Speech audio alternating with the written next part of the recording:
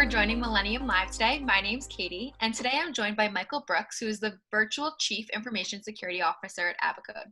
Thanks so much for joining us today, Michael. My pleasure, Katie. It's nice to be with you. Before we jump in, can you just tell us a little bit about yourself and Abacode? Sure, I'd be happy to. So I am a Air Force veteran. I had a military career of 22 years. I retired in 2017. And pretty much for that whole career, I was in IT and cybersecurity.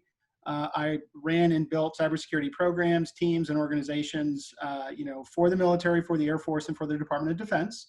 When I transitioned to a Big Four consulting firm, and then went to work for a Fortune 500 company for a little bit in the cybersecurity space, and then joined the Abacode team about a year and a half ago to really help build out cybersecurity programs and provide cybersecurity leadership for our clients, which are in the small to medium-sized enterprises. Wow, that's great. So I see that Abacode frequently discusses taking a holistic, full-spectrum approach to cybersecurity. So what does that mean, and why would you say it's important? Yeah, it's a great question. So holistic really means whole of business, if you think of it that way. So a lot of times the cybersecurity concerns tend to get isolated to a particular team or to a particular technology. We get very tactic focused when it comes to cybersecurity. And it really is imperative that the business leadership, the executive leadership team of the business, understands how to set the conditions for cybersecurity success within their organization.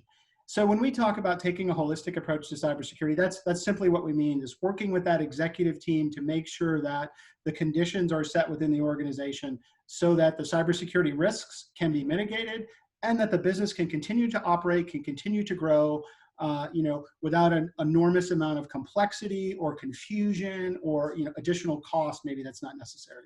Right, okay. So compliance and cybersecurity is definitely top of mind right now. Why would you say that is, and do you think there's a reason, or what is driving it?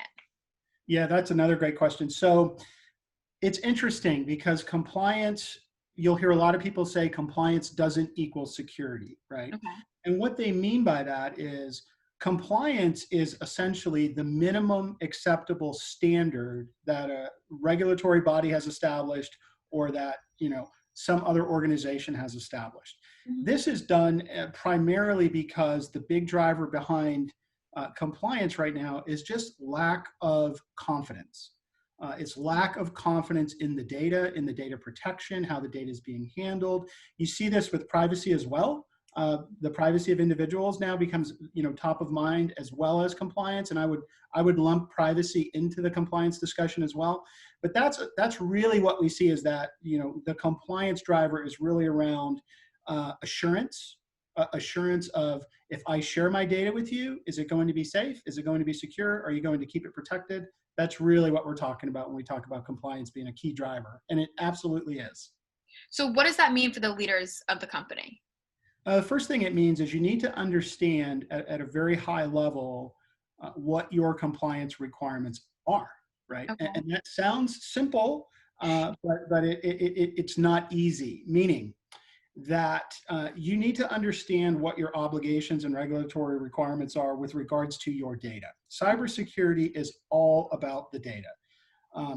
You might have particular data in your environment that has, by law, has to be stored, processed, and transmitted in a very specific way.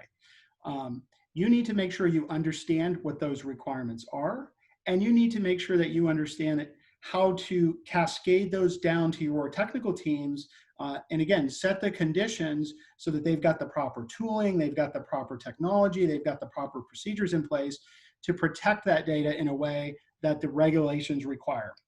The other component to this that makes it somewhat more complex is most businesses deal with more than one compliance regulation.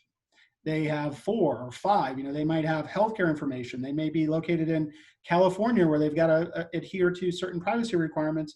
And they may be doing work with the federal government, which means now they've got federally protected data. So you could have potentially 3 to 4 to 5 different requirements within your organization and around your organizational data. And we call those multi-frameworks when we work with our clients, because what we don't want to do when it comes to the compliance standard is you don't want to have overlapping controls. You don't want to be protecting this set of data in a certain way and then having to duplicate that in another way.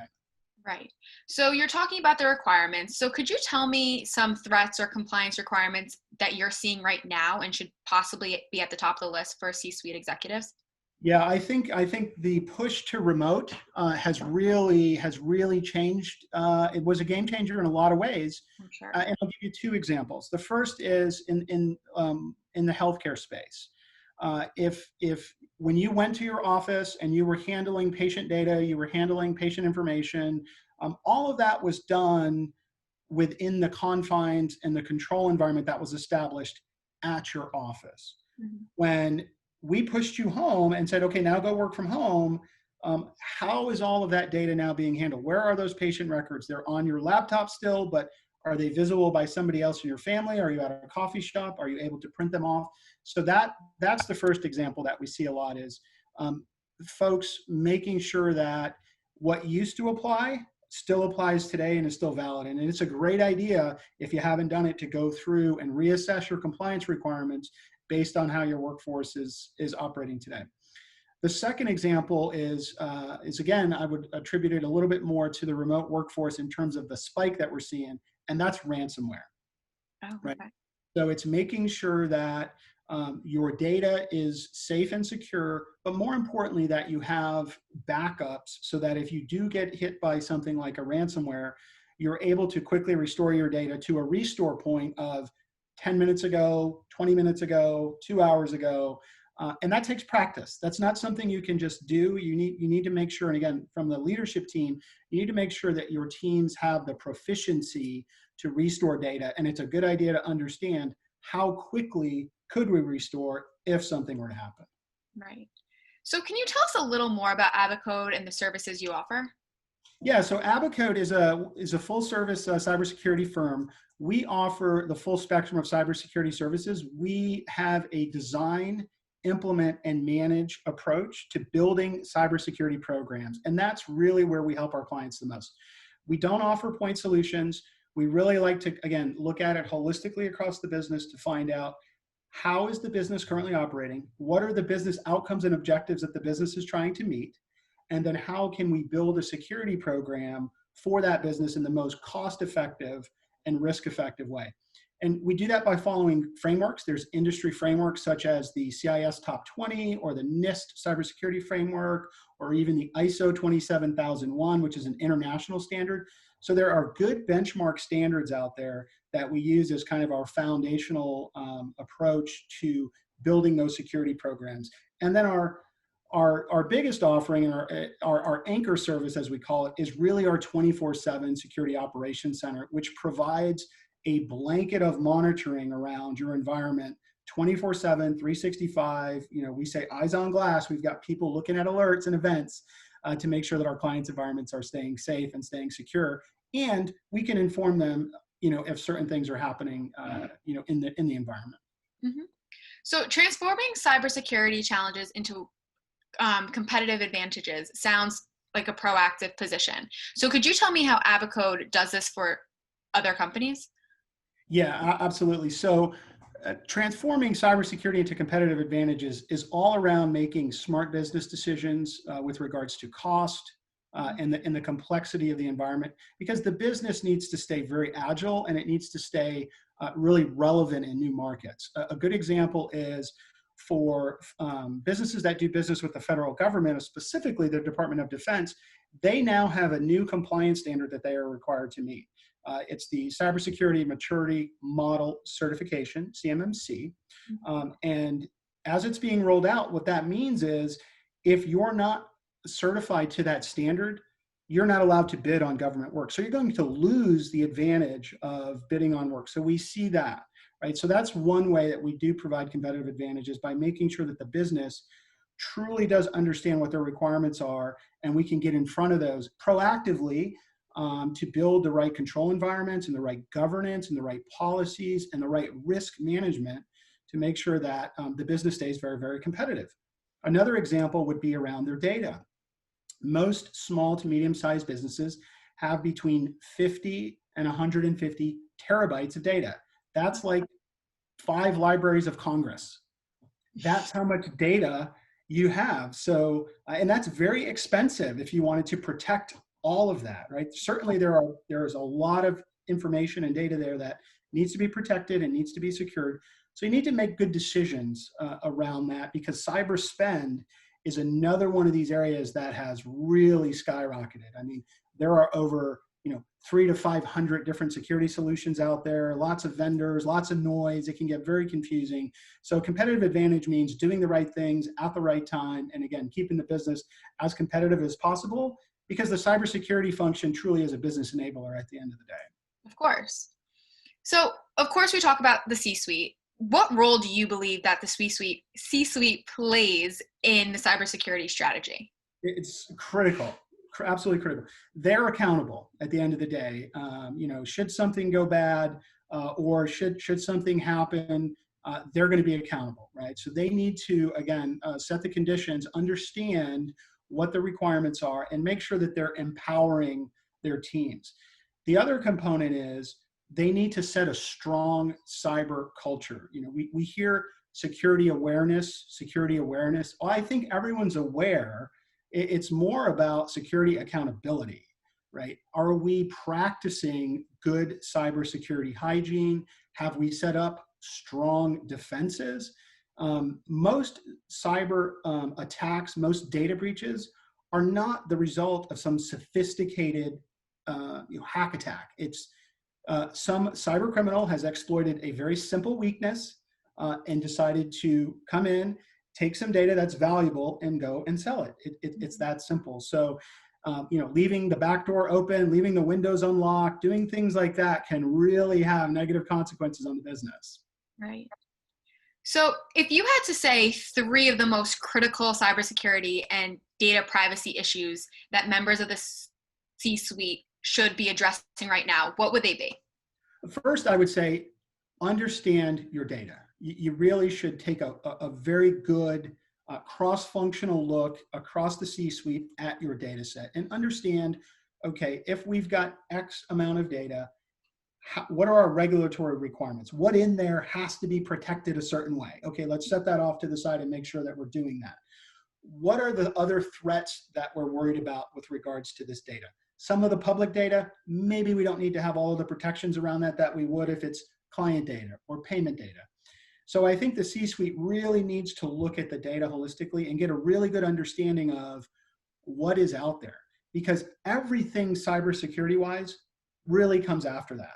We build control environments, we build countermeasures, we assess risk, all based off of the data set. So that's the first thing. The second thing is, I would say, be a champion. Set the culture. Set a strong cybersecurity culture. Let people know how important it is.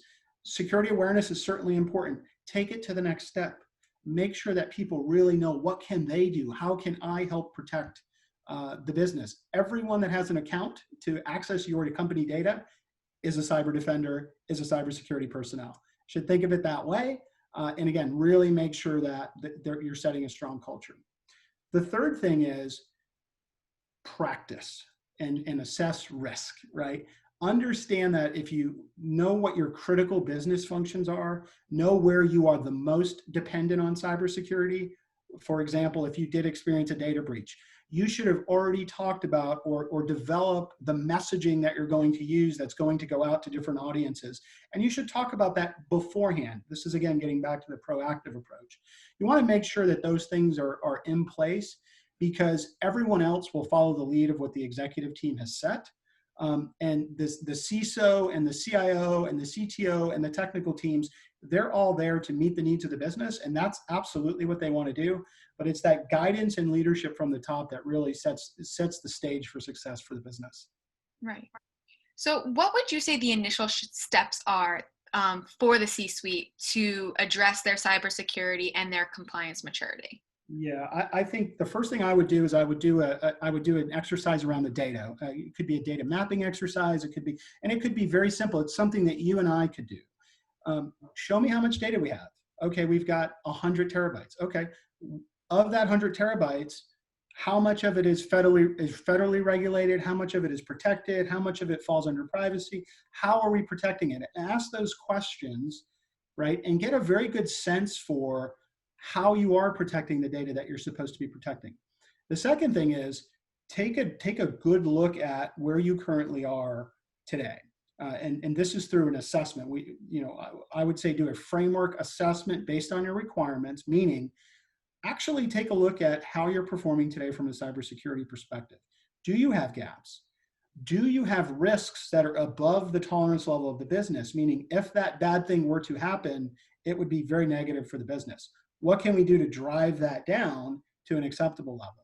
And then the last thing I would say is to just continue to develop the maturity and the reporting inside the business so that the C-suite is constantly aware of where the risks are and what the business is doing to address them.